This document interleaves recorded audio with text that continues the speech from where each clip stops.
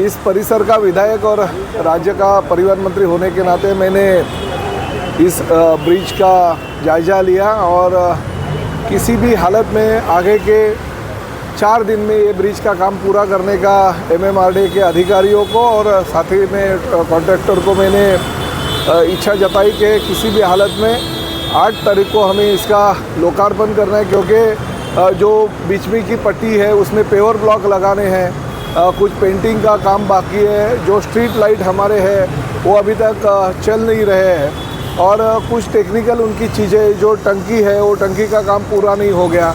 ऊपर से ये सलिया दिख रही है, उस पर अगर कभी भी नीचे गिरेगी तो प्रॉब्लम हो सकता है, गाड़ियों के ऊपर गिर के एक्सीडेंट बड़ा हो सकता है। तो ये सब 4-5 चीज़ें जो है वो जल्दी से जल्दी यानी आगे के 4 दिन में, यानी मैंने 7 तारीख तक का इनको वक्त दिया है। 8 तारीख को राज्य के उप मुख्यमंत्री आदरणीय एकनाथ शिंदे जी के हाथों से दोपहर 12:30 बजे इसका लोकार्पण हम करने जा रहे हैं। और साथ ही में लोगों को ये पिछले कई सालों से जो मांग थी कि यहाँ पे ब्रिज होना चाहिए, आगे का भी ब्रिज का हम जल्दी से जल्दी काम करना चाहते हैं, तो इसका लोकार्पण करेंगे। और साथ ही में इस परिसर के जो सुंदर नगर के साथ साथ आसपास के सभी जो सोसाइटीज़ थी उनकी मांग थी कि क्रॉसिंग के लिए हमें 1 फुट और ब्रिज चाहिए, तो उसका भी नारियल हम उसी दिन फोड़ेंगे ताकि फुट और ब्रिज स्कूल के बच्चों को और साथ ही में इस सोसाइटी के लोगों को आगे रोड क्रॉस करने के लिए ब्रिज की ज़रूरत है। तो ब्रिज का भी भूमि पूजन हम करेंगे। तब तक हमारे जो MMRDA के लोग हैं वो जायज़ा करेंगे कि कहाँ से हमको फुट और ब्रिज लेके जाना है। तो ये 2 काम हम उसी दिन लोगों के लिए, मीरा भाईंदर शहर की जनता के लिए करने जा रहे हैं। थोड़ा सा वक्त लग गया, मगर भविष्य में कोई भी कठिनाई नहीं होनी चाहिए, एक्सीडेंट नहीं होनी चाहिए। एक्सीडेंट की वजह से लोगों की जानें भी जा सकती है। कुछ लोगों ने आंदोलन यहाँ पे ज़रूर किया, मगर वो आंदोलन करने के वक्त उन्होंने ये भी देखना चाहिए कि काम पूरा हुआ कि नहीं।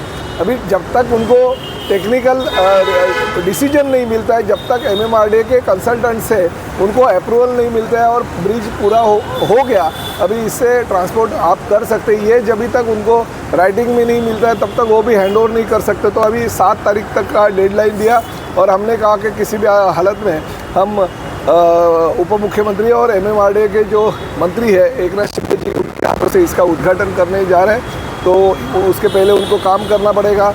कुछ लोगों ने मांग भी की है कि ब्रिज को अलग अलग जाए। हम भी मानते हैं 3 ब्रिज बन रहे हैं टोटल, तो 3 ब्रिज में से एक ब्रिज का नाम धर्मवीर आनंद के साहब के नाम से होगा, एक ब्रिज का नाम हमारे जो गोपीनाथ मुंडे जी है, भारतीय जनता पार्टी के नेता और उप मुख्यमंत्री थे, और एक ब्रिज जो है रतन टाटा जी, जो देश के बहुत ही नामचीन उद्योगपति थे, जिनका नाम पूरे देश में है।